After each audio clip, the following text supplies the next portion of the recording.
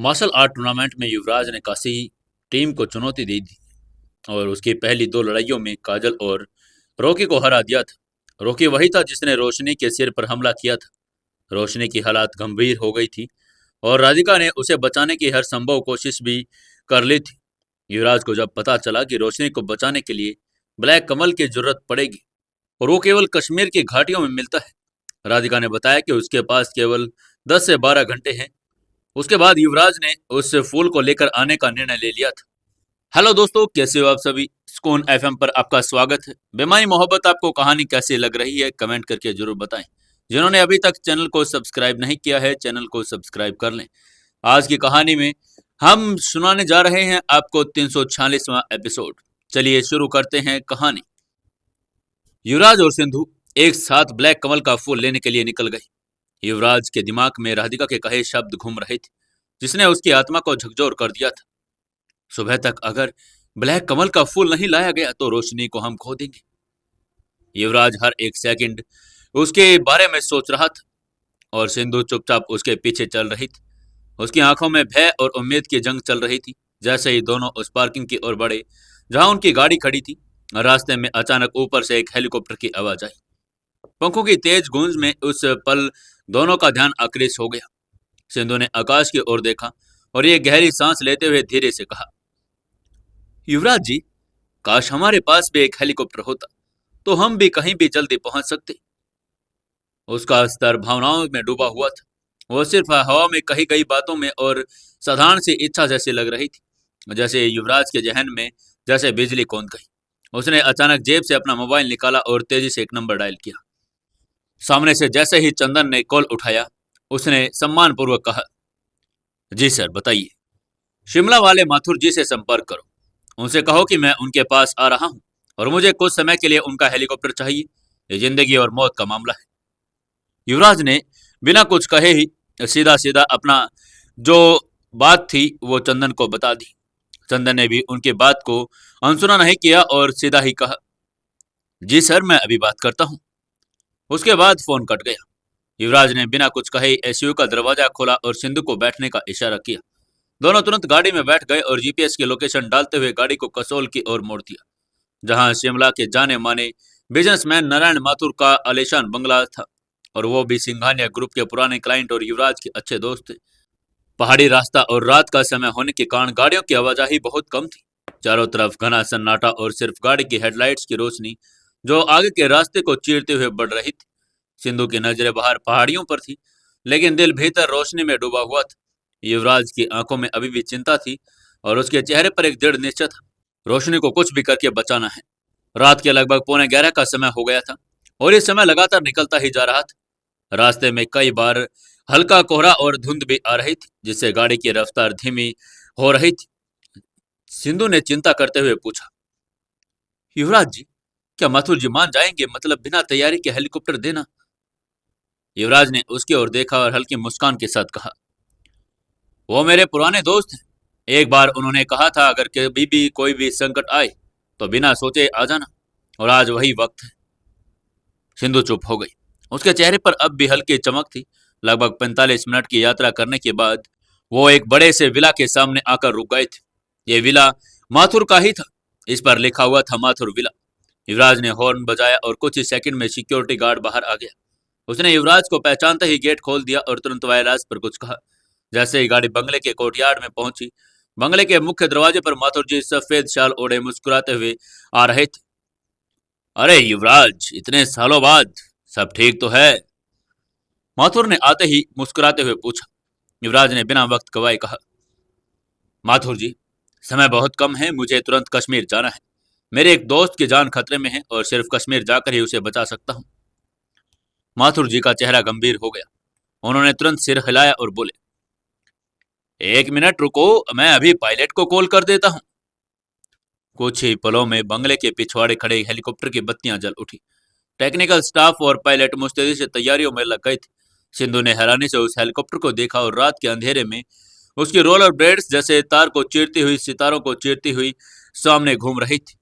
माथुर जी ने युवराज के कंधे पर हाथ रखकर कहा, भगवान तुम्हारे साथ है युवराज, जाओ अपने दोस्त को बचा लो।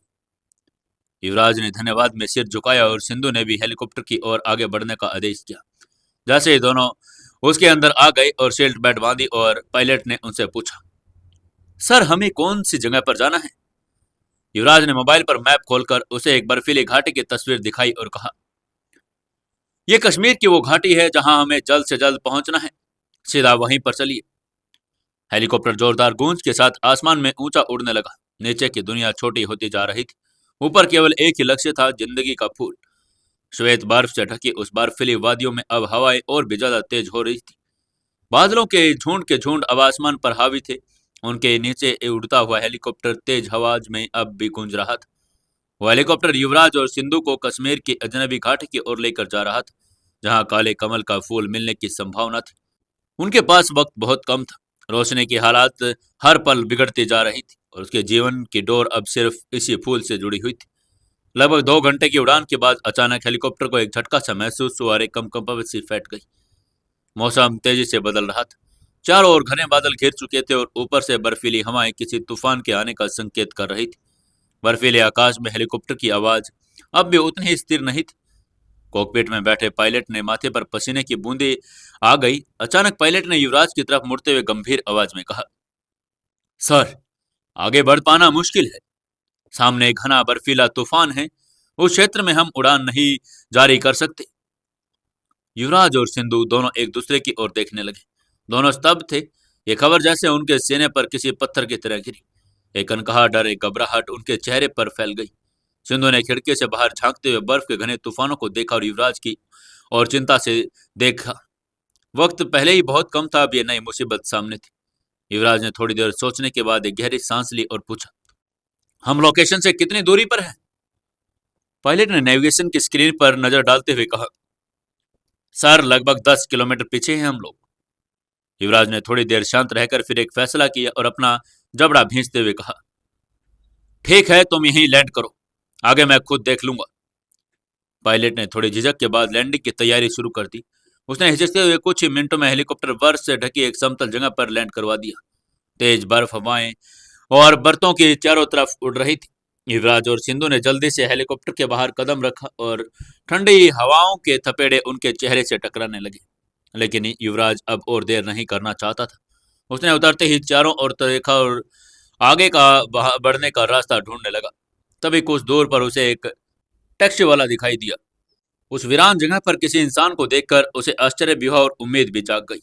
बिना देर के वो दौड़ते हुए टैक्सी ड्राइवर के पास गया और कहा, भाई हमें उस घाटी तक जाना है जो सामने के पहाड़ों के पार है, क्या तुम चल सकते हो? टैक्सी वाला युवराज की बात सुनते ही सख्त लहजे में बोला, उधर नहीं जनाब, मैं अपने जान का सौदा नहीं कर सकता।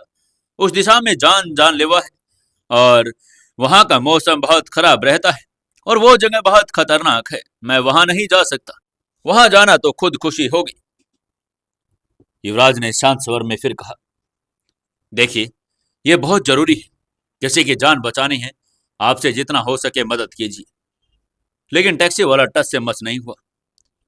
नहीं साहब, चाहे आप मुझे लाख रुपए भी दे दें, मैं वहां नहीं जाऊंगा। मुझे जान बहुत प्यारी है। युवराज ने बहुत मनाने की कोशिश की, लेकिन वो आदमी नहीं माना। उसके चेहरे पर साफ साफ झलक रहा था कि वो डर से नहीं मना नहीं कर रहा, बल्कि पैसे का लालच में खेल खेल रहा था। युवराज समझ चुका था कि वह प्रत्यक्ष रूप से मोल भाव करना चाहता है। वक्त की नजाकत को देखते हुए युवराज ने कहा, अगर मैं तुम्हें 2 लाख रुपए दूं तो?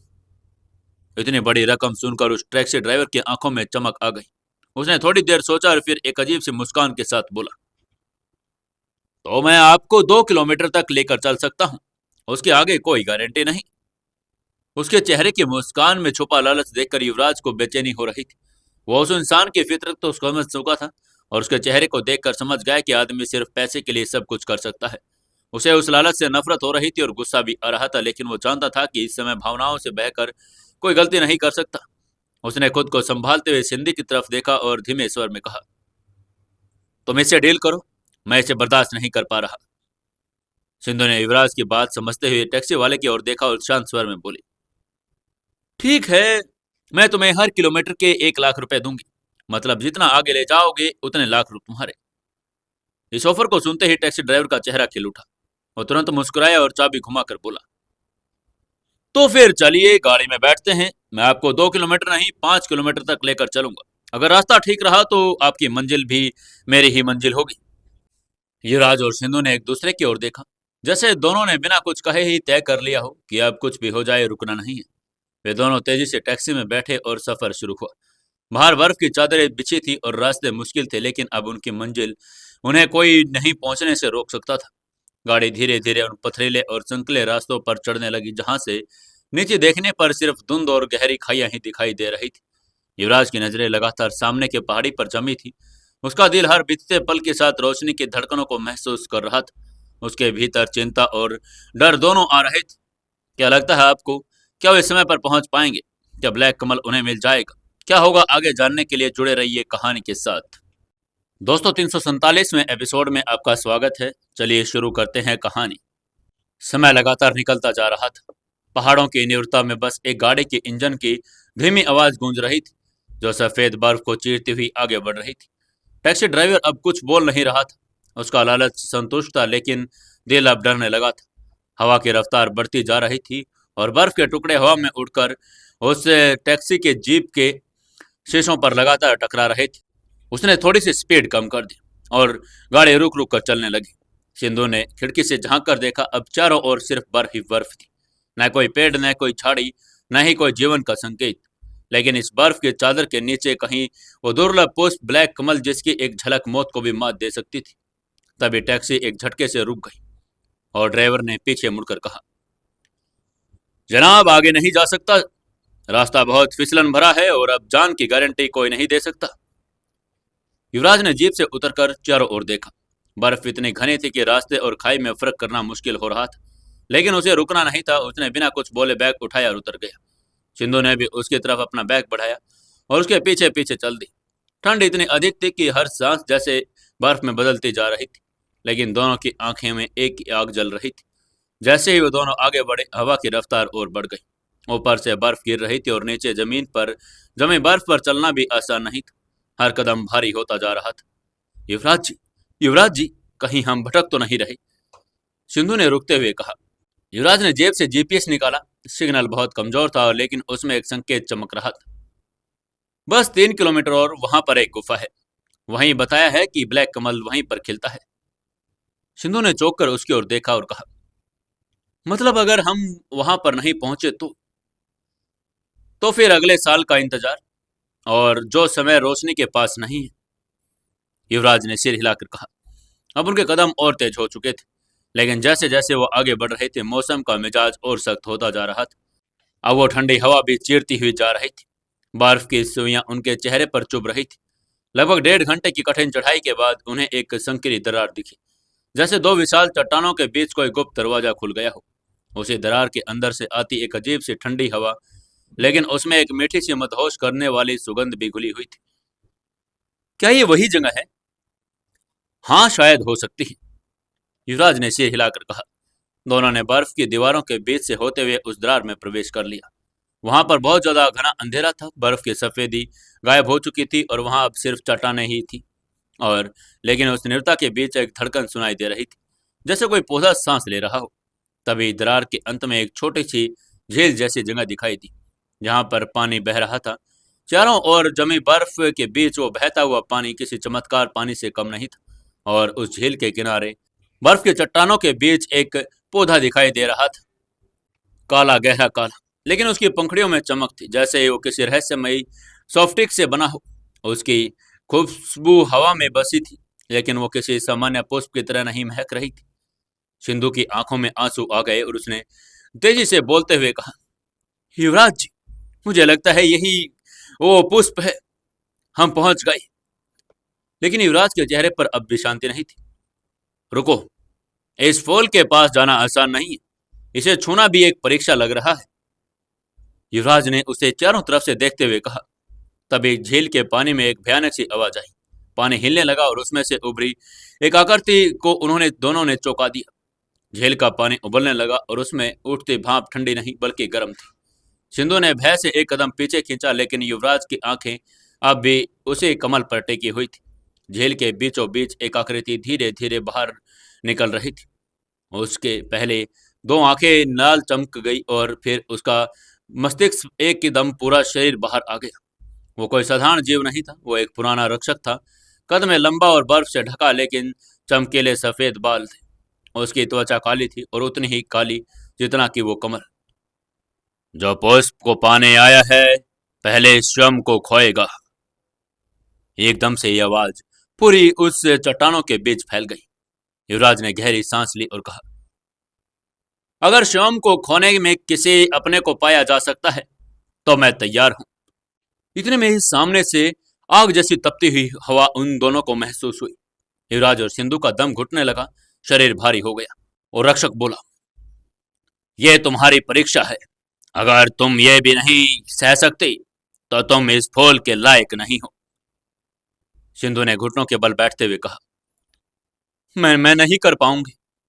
युवराज ने उसकी तरफ आगे देखा और कहा, तुम बस सांस लेती रहो, मैं आगे बढ़ता हूं। उसने अपनी ऊर्जा को केंद्रित किया और सोल कोर उसका जलने लगा था। उसने अपने अंदर छुपी हुई ऊर्जा को जगा लिया।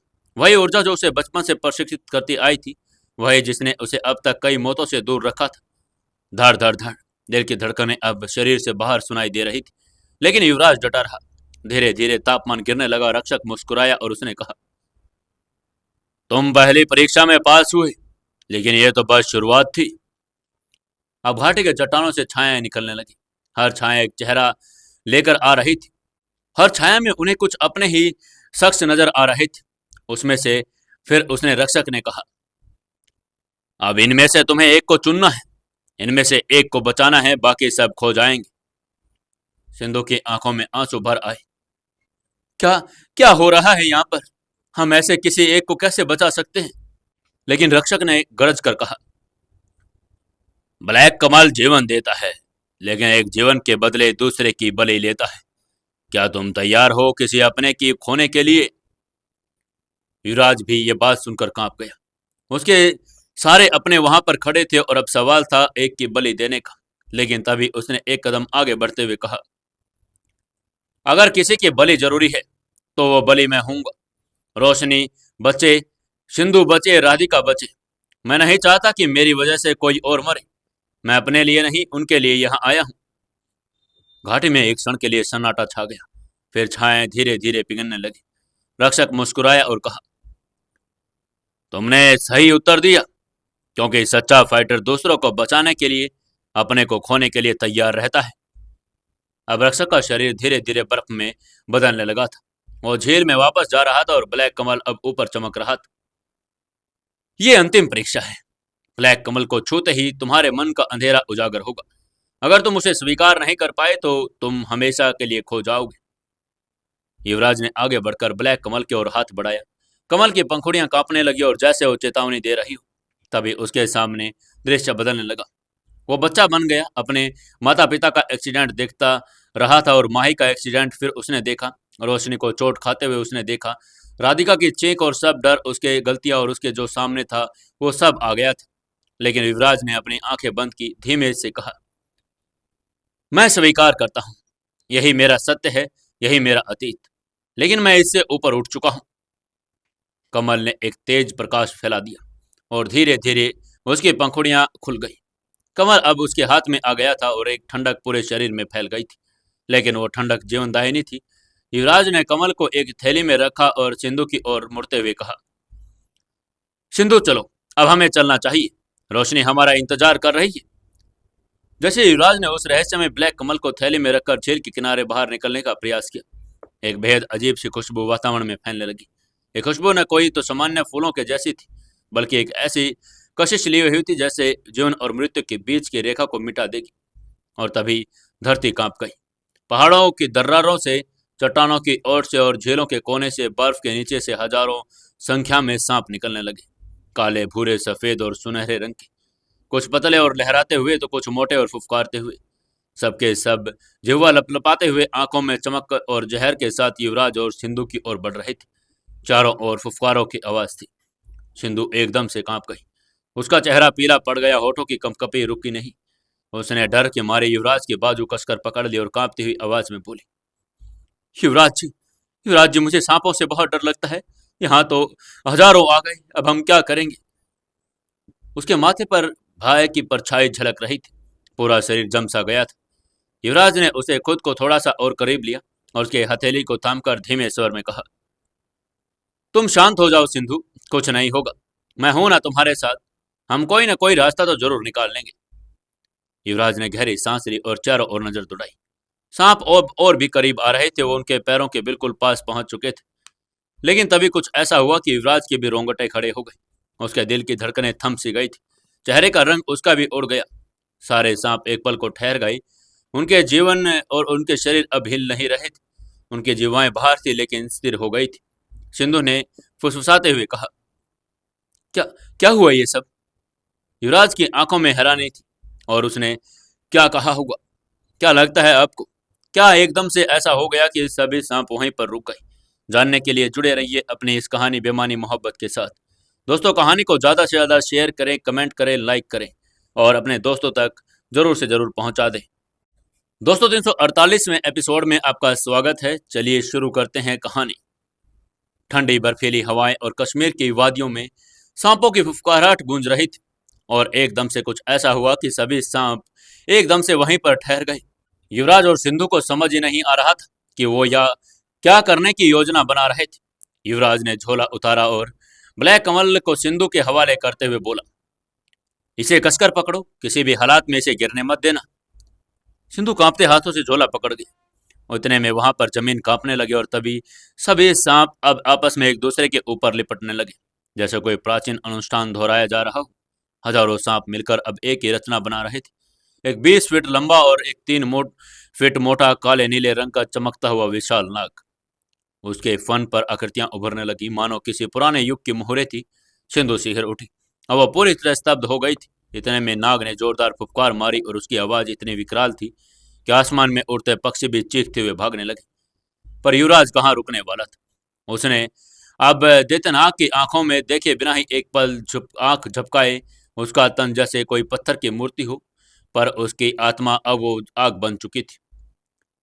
तेरी परीक्षा मैं ही हूं, युवराज ने फुसफुसाते हुए कहा और अगले ही पल वह अपनी मुद्रा में आ गया। युवराज ने एक लंबी सांस ली, अपनी ऊर्जा को केंद्रित किया और फिर एक जोरदार हुंकार के साथ धरती पर अपना पैर पटका। बर्फ उछलकर आसमान तक गिर गई। उसकी आंखों में अब भी वही ज्वाला थी जो उसके भीतर थी। विशाल सर्प ने जैसे ही पहली चाल चली, उसकी गति बिजली जैसी थी। उसने युवराज पर झपट्टा मारा, लेकिन युवराज ने अपनी परछाई तक को जमीन से अलग नहीं होने दिया। उसने अपने पूरे शरीर को पीछे मोड़ते हुए सांप के जगड़े को चकमा दे दिया और एक किक से उसकी गर्दन पर प्रहार किया। पर सर्प कोई साधारण जीव नहीं था। वो प्राचीन काल का रक्षक था, नागदृष्ट। उसके शरीर पर प्रहार करना ऐसा था जैसे लोहे की दीवार पर हाथ मारना। सांप ने क्रोधित होकर युवराज से अपनी पूंछ से जकड़ लिया और जमीन से कई फीट ऊपर उठाकर झटका देने लगा। पर युवराज ने हवा में ही अपने घुटनों को मोड़ते हुए उसकी पूंछ पर पलटवार करने की बार बार कोशिश की। जैसे जैसे लड़ाई आगे बढ़ती गई, युवराज के शरीर पर घाव बढ़ने लगे। बर्फ पर खून की धारियां गिरने लगी और लेकिन उसकी आंखों की चमक और तेज होती जा रही थी। उसका हर वार अब सांप के लिए जानलेवा बन रहा था। जब युवराज ने देखा कि सामान्य वार पर उस पर कोई असर नहीं हो रहा, तो उसने अपनी आंखें बंद की और उसके शरीर से नीली रोशनी निकलने लगी। यह वही ऊर्जा थी जो उसके गुरु वीर प्रताप सिंघानिया ने सिखाई थी, अंत जागृति की ऊर्जा। सांप ने फिर एक बार वार किया, पर इस बार युवराज ने अपनी हथेलियों से उसके जबड़े को थाम लिया। पूरा जोर लगाकर उसने सांप के मुंह को जमीन पर धकेल दिया। अब वो नीचे आ गया था। युवराज ने गहरी सांस ली, 3 कदम पीछे हटकर एक स्पिन लिया और पूरी शक्ति से पैरों को समेटते हुए घातक किक ठीक उस स्थान पर मारी जहां उसका प्राण केंद्र था। एक भयानक गर्जना हुई। सांप तड़क उठा, उसकी देह कांपने लगी और वह फुफकारने लगा। सिंधु वहीं पर बैठी सब देख रही थी। युवराज के पास वो एकदम से आई, लेकिन उसकी आंखों में आंसू थे। उसने युवराज का खून से सना हाथ पकड़ा और बोली, सर, आपने तो कर दिखाया। आपने कमाल कर दिया। युवराज ने भी कहा, अभी नहीं, अभी भी रोशनी की आंखें बंद पड़ी है। हमें जल्दी चलना होगा।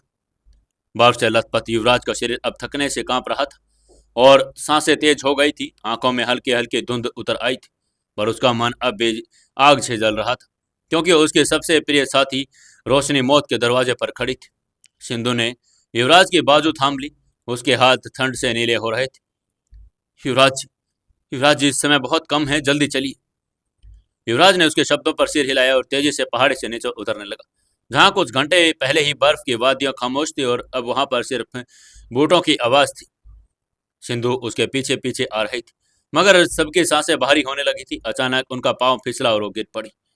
हो युवराज जी! युवराज तुरंत पलटा, दौड़कर उसके पास आया और घुटनों पर बैठते हुए उसका हाथ पकड़ लिया। सिंधु, सिंधु, तुम ठीक हो, चिंता मत करो और घबराओ मत। उसके बाद उसने उसको उठा दिया। उसके पैर में थोड़ी सी मोच आ गई थी, सिंधु ने कहा, और खड़े होकर चलने की कोशिश करने लगी, लेकिन पैर दर्द की वजह से आगे कदम नहीं ले पा रही थी। युवराज ने उसकी आंखों में देखा, उसमें डर और थकावट की लहरें दौड़ आई थी। उसने एक पल के देरी किए बिना सिंधु को अपनी पीठ पर उठाया और दौड़ने लगा। जब वो बेस पॉइंट पर पहुंचे, तब तक रात पूरी गहरी हो चुकी थी। आसमान में बादलों के पीछे चांद उदास दिखाई दे रहा था। वहीं हेलीकॉप्टर में बैठा पायलट अब गर्म चाय के घूंट ले रहा था। युवराज ने वहां पर पहुंचते ही जल्दी से कहा, फौरन चलो, हमें जल्दी पहुंचना होगा। युवराज की गूंजती आवाज सुनकर पायलट ने सिर उठाया और हेलीकॉप्टर के दरवाजे खोल दिए। युवराज और सिंधु आ गए अंदर और ब्लैक कमल वाली थैली उसके पास रख ली। पायलट, जल्दी से चलो। जी सर, पायलट ने सिर झुकाते हुए कहा। हेलीकॉप्टर जोर से गड़गड़ाहट की आवाज के साथ आसमान में उड़ गया। नीचे के पहाड़ अब पीछे छूटते जा रहे थे। ऊपर बादल उन्हें निगलने को तैयार थे, पर युवराज की सोच अब एक ही जगह पर थी। दूसरी तरफ सब कुछ जैसे चुप हो चला था। सीनियर अभिमन्यु, राधिका, राशि, बाकी सब रोशनी के इर्द गिर्द खड़े थे। उसकी धड़कनें बहुत धीमी हो चुकी थी। राधिका ने उसके नब्ज पढ़कर देखा और उसकी आंखों में आंसू आ गए। रोशनी, रोशनी, प्लीज एक बार आंखें खोलो। पर कोई जवाब नहीं मिला। उसके पलकों पर जैसे पत्थर रख दिए गए थे। अभिमन्यु ने घड़ी की ओर देखा। उनके चेहरे पर भी चिंता की रेखाएं और गहरी होती जा रही थी। अगर 15 मिनट में ब्लैक कमल का अर्क नहीं मिला तो हम उसे खो देंगे, उन्होंने ठंडी आवाज में कहा। तभी आसमान में एक आवाज गूंजी, हेलीकॉप्टर की आवाज, और राधिका एक झटके में बाहर भागी और आकाश की ओर देखने लगी। लगता है युवराज आ गया, उसने धीरे से फुसफुसाया। हेलीकॉप्टर ने जैसे ही लैंड किया, दरवाजा खुलते ही युवराज सबसे पहले थैली लेकर बाहर आया और बिना रुके रोशनी के कमरे की ओर भाग पड़ा। उसकी सांसें तेज और आंखें गीली और चेहरा पसीने से भीगा हुआ था। ब्लैक कमल, ब्लैक कमल मिल गया, उसने आते ही राधिका को वो थैली दे दी।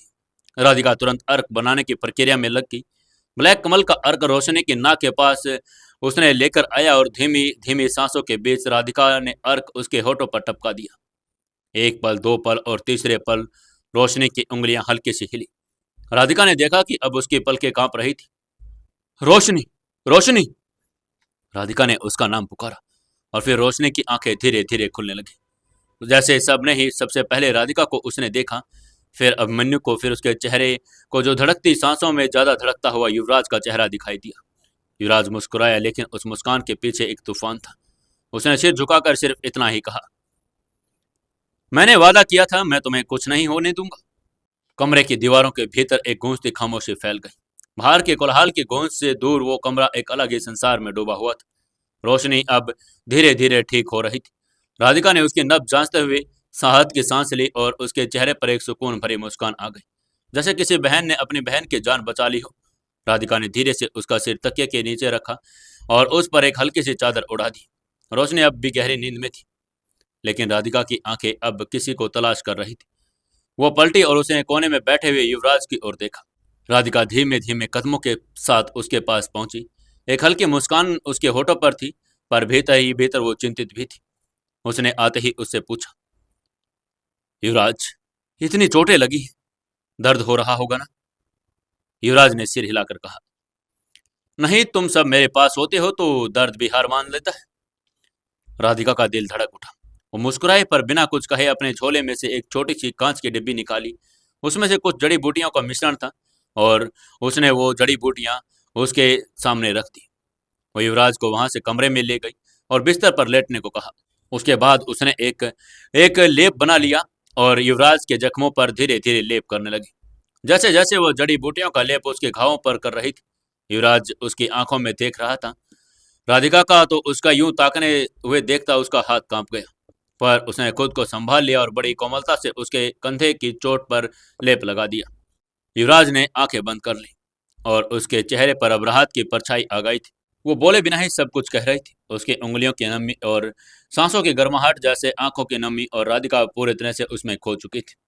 लेकिन तभी कुछ ऐसा हुआ जिसने राधिका की उम्मीद को ही तोड़ दिया था। क्या हुआ था ऐसा?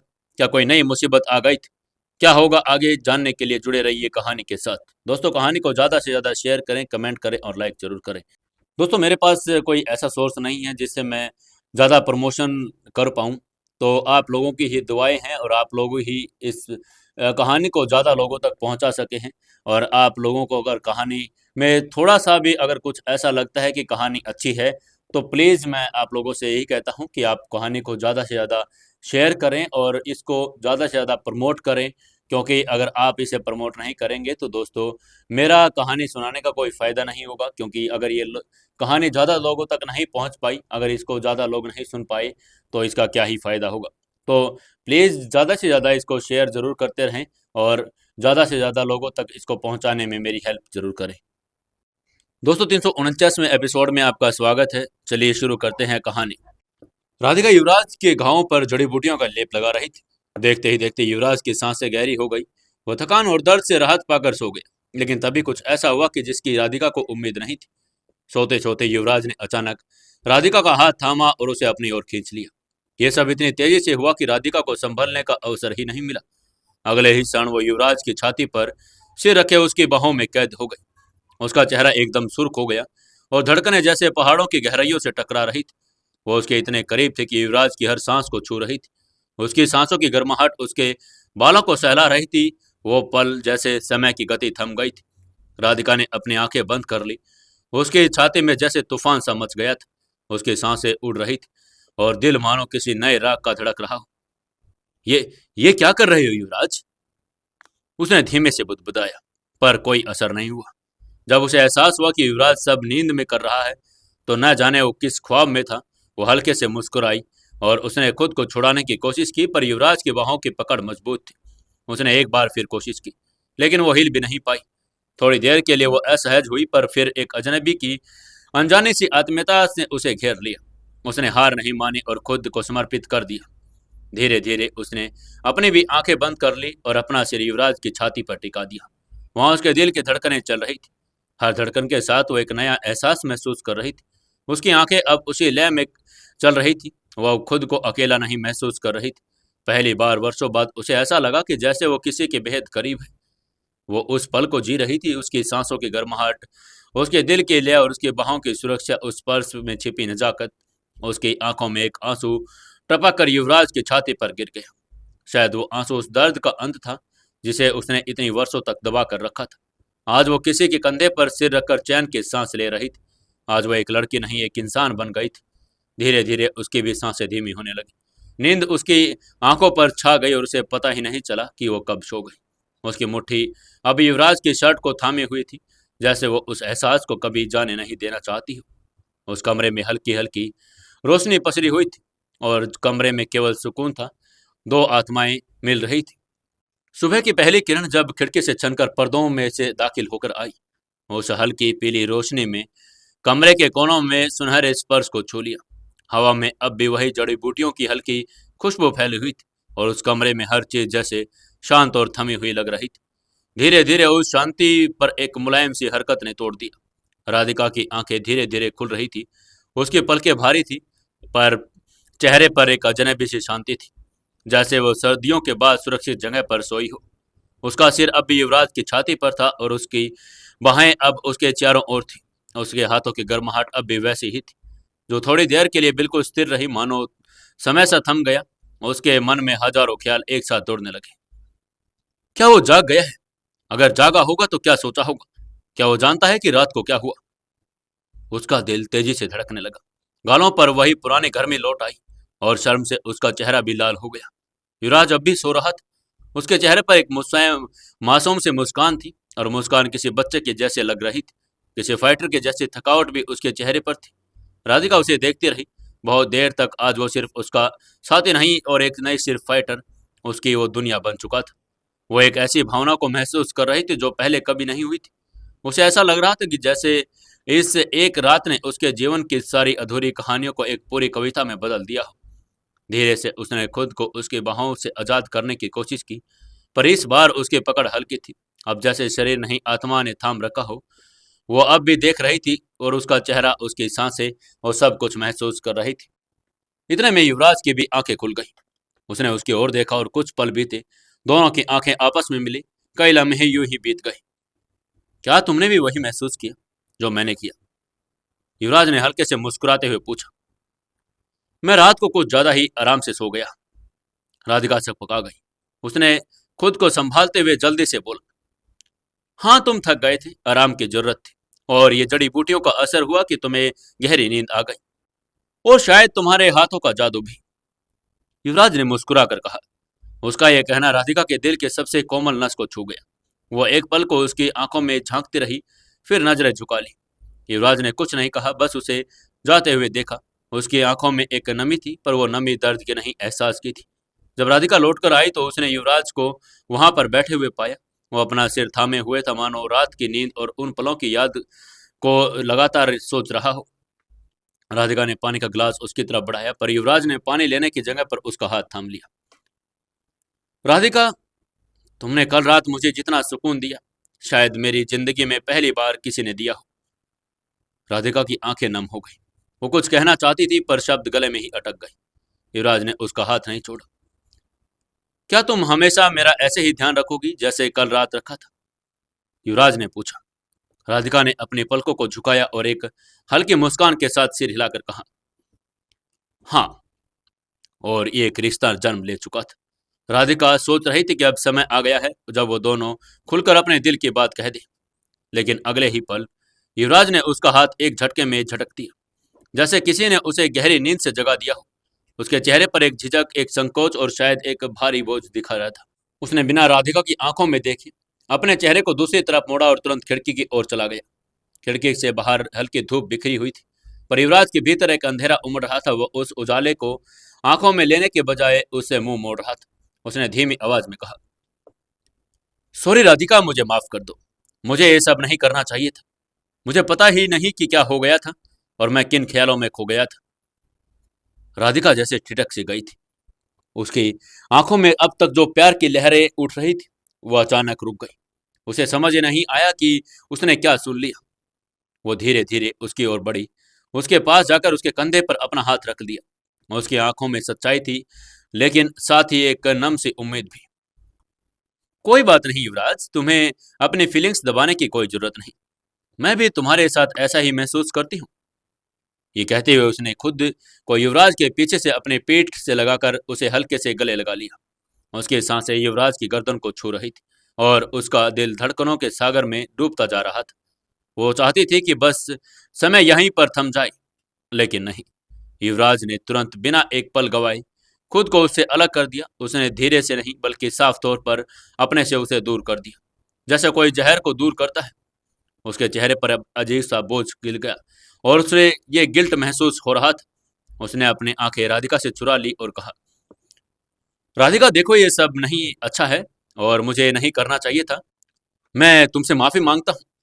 मैंने ये जानबूझकर नहीं किया। राधिका की आंखों में अब पानी भर आया, पर उसने खुद को संभालते हुए पूछा, क्यों क्यों युवराज, क्या तुम मुझसे प्यार नहीं करते? युवराज ने गहरी सांस ली, जैसे कोई पहाड़ किसी बात उसके सीने में आ गई। और फिर जो उसने कहा, उसके सुनने के बाद तो राधिका की जमीन ही खिसक गई। मैं पहले से शादीशुदा हूं राधिका। कमरा अचानक ठंडा पड़ गया। राधिका को ऐसा लगा जैसे समय ने उसकी सांसें छीन ली हो। उसके पैरों के नीचे की जमीन सरक गई।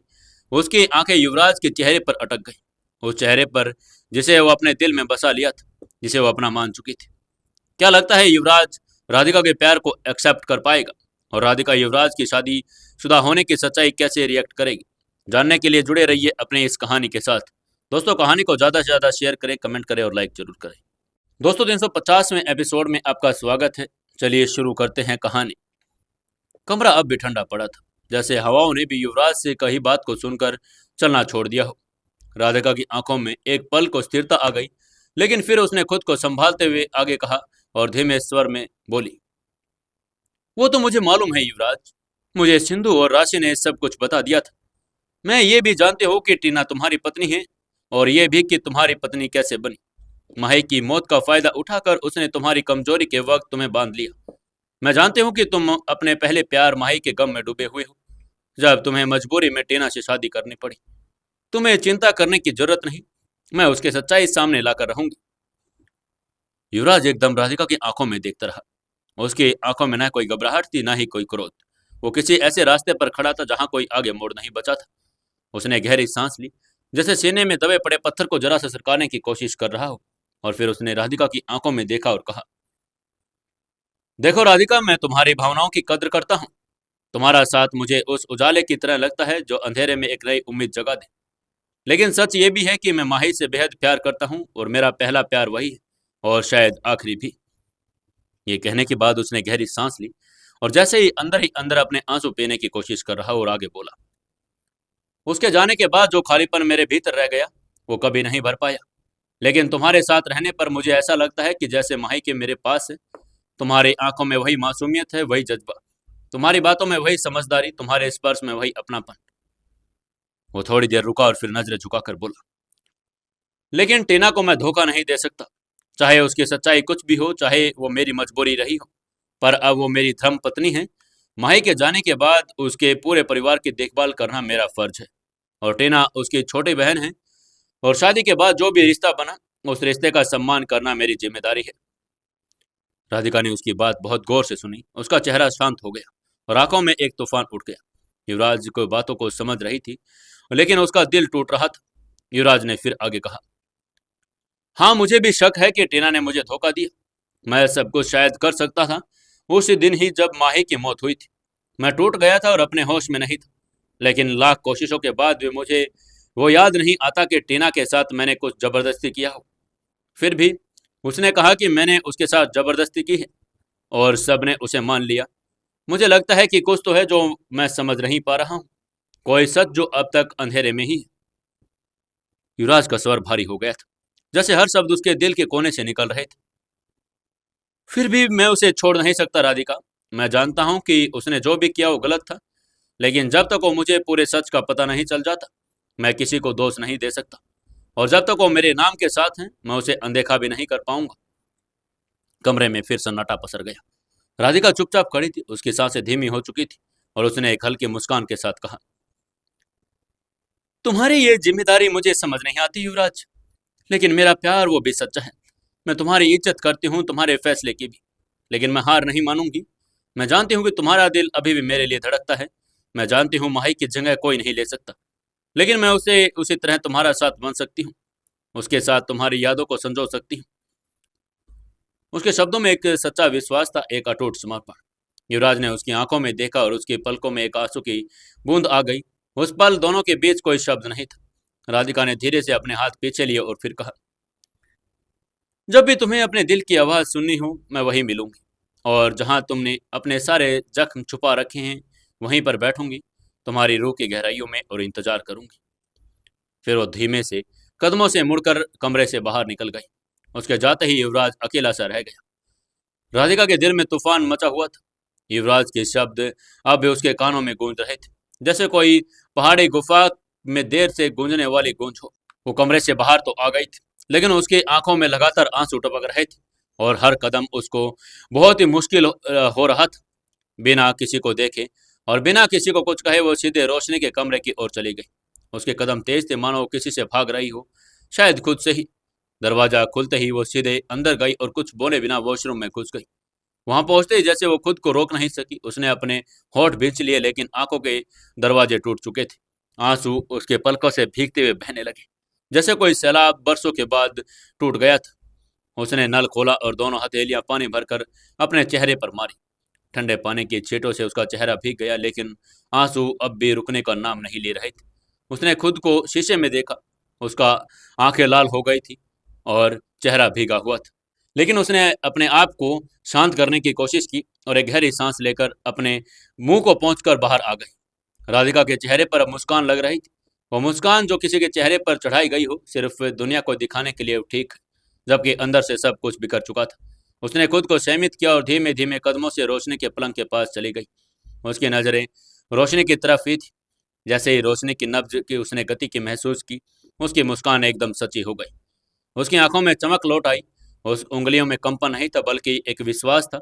उसके दिल को पहली बार कुछ राहत मिली थी। उसी समय सिंधु और राशि भी कमरे में आ गई। दोनों ने आंखों में चिंता भरी हुई थी, लेकिन राधिका की मुस्कान देखकर दोनों के चेहरे पर थोड़ी राहत आ गई। सिंधु ने धीरे से आते ही पूछा, राधिका दीदी, सीनियर की तबीयत अब कैसी है? राधिका ने हल्के से सिर हिलाया और एक गहरी मुस्कान के साथ कहा, अब रोशनी बिल्कुल ठीक है। उसके सिर में जो ब्लड क्लॉट था अब खल चुका है और उसका शरीर अब सामान्य ऊर्जा में वापस आ रहा है। अब घबराने की कोई बात नहीं है। राशि की आंखों में चमक आ गई। सिंधु ने राहत की सांस ली। राधिका की बातों में जो भरोसा तो वो किसी अनुभवी उपचारक की तरह था। उसका मन भले ही टूटा हुआ था, लेकिन उसके कर्म अब भी सच्चे थे। इतने में रोशनी की पलकों में हरकत हुई। उसने धीरे से अपनी आंखें खोली और मुस्कुराते हुए उठने की कोशिश की। राधिका ने आगे बढ़कर उसे उठने से मना कर दिया। तुम्हारी हालत पहले से ठीक है, लेकिन इसका मतलब यह नहीं कि तुम उठकर खड़ी हो जाओ, राधिका ने सख्त लेकिन कोमल स्वर में कहा। उसकी आंखों में चिंता थी और उसने फिर भी कहा, रोशनी, तुम्हें अभी भी आराम की जरूरत है। अभी तुम्हारा पूरा शरीर उबर नहीं पाया है। तुम्हें अपने अंदर की शांति जरूर करनी होगी। रोशनी ने उसकी आंखों में झांका और कुछ कहे बिना ही सिर हिला दिया। उसने राधिका की बात मान ली थी और वो छोटी सी स्वीकृति जो स्नेह से भरी हुई थी। इतने में सिंधु ने रोशनी के पास आ गई और सिर हिलाया और बोली, सीनियर, आपने तो हमें डरा ही दिया था। और राधिका दीदी, आपने फिर से कमाल कर दिया। अगर आप न होती तो। राधिका ने तुरंत ही बीच में बात काटते हुए कहा, अगर और मगर कुछ नहीं। हम सब एक टीम है और एक दूसरे के लिए हमेशा खड़े रहेंगे। बस अब ये मत सोचो कि हम कभी हार सकते हैं। हमारे पास प्यार है, भरोसा है, एक दूसरे का साथ है, और यही हमारी सबसे बड़ी ताकत है। इतना कहकर राधिका ने एक बार फिर रोशनी की नब्ज पर उंगलियां रखी। अब नब्ज स्थिर हो चुकी थी। गर्माहट भी आ गई थी। उसका दिल फिर से सामान्य गति की ओर धड़क रहा था। राधिका को यह देखकर बहुत ही भीतर सुकून मिला था। उसने खुद से वादा किया, चाहे खुद के जज्बात कितने भी टूटे, क्यों ही कुछ ना हो जाए, लेकिन वो टीम पर कभी भी कोई भी फर्क नहीं पड़ने देगी। सिर्फ एक पल के लिए उसकी आंखें उसने मूंद ली और युवराज का चेहरा उसके सामने आया। दिल में एक हल्की सी टीस उठ गई, लेकिन उसने आंखें खोलते हुए मुस्कान ओढ़ ली, जैसे जीवन में फिर से चल पड़ने का निर्णय ले चुकी थी। राधिका अब सिर्फ एक प्रेमिका नहीं, वो एक फाइटर भी थी, एक हीलर, एक दोस्त और एक प्रेरणा। उधर युवराज अभी भी उस खिड़की के पास ही खड़ा था, जहां से हल्की धूप उसके चेहरे पर पड़ने शुरू हो गई थी। उसकी आंखें बाहर आसमान की ओर टिकी हुई थी, लेकिन मन कहीं और ही था, एकदम राधिका के पास। उसकी स्मृतियां राधिका की आंखों में झांकती हुई मासूम से बेचैनी में उलझा रही थी, जिसने बीती रात उसके मन की शांति को हिला कर रख दिया था। युवराज की सांसें गहरी और भारी होती जा रही थी। वो जानता था कि उसने राधिका को धक्का दिया था और उसे आहत किया, लेकिन उसके पास कोई विकल्प नहीं था। उसका मन लगातार यही दोहराता जा रहा था, काश सब कुछ इतना उलझा हुआ ना होता। काश मैं उसे बस प्यार कर पाता बिना किसी बोझ के। इतने में उसकी नजर घड़ी पर पड़ी। घड़ी में 8 बज गए थे और सुबह की पहली किरण पूरे कमरे में भी आ गई थी। बाहर का कोलाहल अब धीरे धीरे बढ़ता जा रहा था। उसने खुद से ही बुदबुदाया, अब तो तैयार होना चाहिए, आज का दिन बहुत महत्वपूर्ण है। आज उसका सामना एक बेहद ही खतरनाक प्रतियोगिता से था, कंटेस्ट नंबर 172, जिसे सभी काशी का कसाई कहते थे। वो सिर्फ ताकतवर नहीं था, बल्कि चालाक, निर्दयी और क्रूर भी था। उसकी फाइटिंग स्टाइल में ऐसा वहशीपन था जो विरोधी की आत्मा तक को डरा देता था। कई बार रेफरीज को मैच बीच में रोकना पड़ जाता था, क्योंकि 172 हार मानने वालों में से अब तक नहीं छोड़ता था, और जब तक वो मर ना जाए। क्या होगा आगे? क्या युवराज 172 को हरा पाएगा या फिर 172 उसी पर भारी पड़ जाएगा? जानने के लिए जुड़े रहिए अपनी इस कहानी बेमानी मोहब्बत के साथ। दोस्तों, कहानी को ज़्यादा से ज़्यादा शेयर करें, लाइक करें और कमेंट जरूर करें।